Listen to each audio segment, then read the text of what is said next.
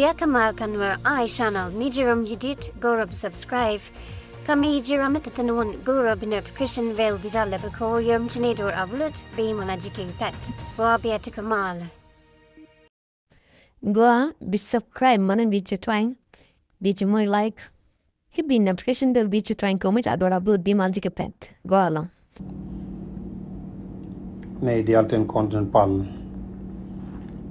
Lakot kare chwala boykem. So jananda manduna mak malangala baga life man la bana teko ne boykem tilare to ka khani ken yalta la tong taten la dune shikot. So ku scam ni yanne jagambel ko ne latol bela gorna na jando ba yow la jakaja mena kaji dire ta kaja mena janen la ka bible la ra janen la tok bu toki jaga lor kajan aram ken mu kwen bible chiang la ra janen aran kot jan bible ko na ngi ke jëm ko na scam gaje ajale lo jayo kajan le la khani lo khaiten ano cha ti ki tin mi tek ya ka long chi tin be me da kon dia la ngaj ko ne amidi julo ni ja tok chama gagla to da kala ge to da ka do mena kana gorbe lo chala je no she tok tal mal gam chala to da ram jani chama gagla to da mon jane ka jane je so dio jane la ka je ka ana ga nore la kot la kon ka jalla ja no ngara mat lane me akem de na ke jane na boy ku scam ni yan man di aldin kono ta gambel yan di aldin la wieni chiang lo ko boy kem ti la won ne boy kem dunde ye ko kane din kono kong la don ne boy kem dunde ko da la tok yan ne di kong ku jeles ni yan ke boy me no wo ka tam line de bia ku jene ke nor bibles garan la ni ke bible ta australia bia ka tam line bia je ko do share ten man rama kaj mi je mandan ka cha chu tur ke ne bai ke ne ngade de kel ke ne mal gak to de bia boy ku la ngade de ku boy ja ne ka kon ga bia ku la ngade ne garame ka jene ka ki yer ni dor ano ne yer ni community bia ngade ne yen dor no re ku ne yola ne yano ne ti chige christian ne ti chige jikot ko chicken opal ke chicken kut gur bi ala ne ko kon ne kon tel ne an point boy kwaje tele personal problem ke je but logun tin lade ko keje kaini yero community kaje michap tok nana kaje dire cha kaje ne me joje tenye ne la ra je ko ne raman lare ne te ga mal gang ma chala to da dio ja kaje ne ka dio lega ne lega ga so men wo ka tem line bia ku ke facebook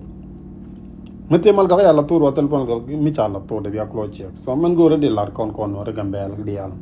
chambala ne de kon I want to man di al ku boy kim support ka america go guide o lokran te je tuno lokran ko do mu teni jan ga do mu go ma lat ne je chu che chol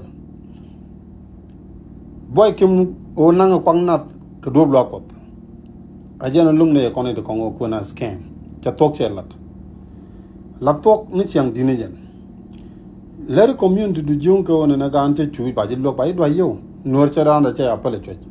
no way di kwa community ka di ga nang ka do blokot e ko ne jen ko geri sweet every day habane point president dr abia medikula ko prime minister dung ethiopia mi cha woga sweet wo ja woga dol ga jen sweet ma wala cha geri yo tiam so ko jegi yoni chiang chele la jala business ku la da ko ne de tok to ne du ni chi ko ba di la community menu ko cha lo den ga jama kete ne de chi bat ne big bat ka ko to bat cha la di ne cha ko la ko ne me ne tok cha liu madama kai ta go da tin la jo ja ga ja aken nyin ku to ko lo de je ga ji wo mu no nyin kurara mat te la de ka tok do to community wo mu ko ji be jama da ngaje ji ba wo mu ngaje tok as a last be ban gwamona bu ko lo de je ga ji lan ko ngi je ci lan tok ka bu ko di doyten mo kan kiro lo nyam ko bu ko jogu ne ca duer ca ne ka ca la je mi pelli ka ngi ji ngok man de lim ji ki man de lang ji man de nyot ji wona ne di la lu ñu ko do duer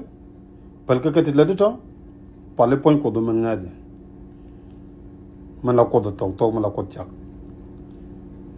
stero kuza per canto ni Nigeria ro ka Zambia la witendo ma damar azo jin ga nora ka nong ne ji palke ura pala jin ko chaga chagge to ton tel go be kan nang ten di tel doro wala jin boy ura run bita ka dor ne me advice ma kam ne ji azo damor tala konter konji tala ter ke ji kanga ga kanga kel mi logo ke ji tele je mi logo ke ji ko ro community dan chubat yuru du ko doru dire me badu ke je doru dire me ko di te ke je